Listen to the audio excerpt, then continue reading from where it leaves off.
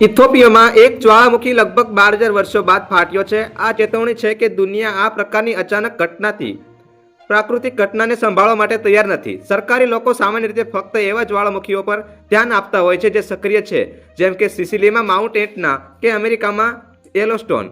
પરંતુ માઇક કેસેડીએ એક લેખમાં લખ્યું કે જ્વાળામુખી લાંબા સમયથી શાંત છે, તે જ આગામી મોટી જ્વાળામુખી આફતનું કારણ બની શકે છે.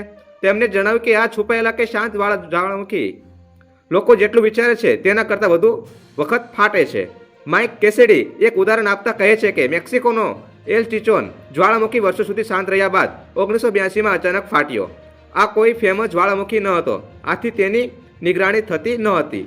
જ્યારે તે ફાટ્યો તો તેમાંથી નીકળેલા ગરમ પથ્થરો ગેસ અને રાખે નદીઓને ભરી દીધી અને ઇમારતોને ખત્મ કરી દીધી. તેમાં 2000થી વધુ લોકો માર્યા ગયા હતા અને 20,000 લોકો બેઘર થયા હતા. આ વિસ્ફોટના કારણે હવામાનમાં પણ બદલાવ આવ્યો, કારણ કે જ્વાળામુખી નીકળેલા સલ્ફરથી ઉપરની હવા આપણમાં એવા કણ બની ગયા જે ગરમીને પાછી મોકલી દે છે. કેસેડીને લખ્યું કે તેના કારણે દુનિયાનો ઉત્તરીય ભાગ ઠંડો થઈ ગયો. આ સાથે જ આફ્રિકામાં થનારા મોન્સૂન વરસાદ દક્ષિણ તરફ ખસી ગયો, જેના કારણે ત્યાં ભારે દુકાળ પડ્યો. કેસેડીનું કહેવું છે કે અડધાથી પણ ઓછા સક્રિય જ્વાળામુખીની નિગરાણી થાય છે.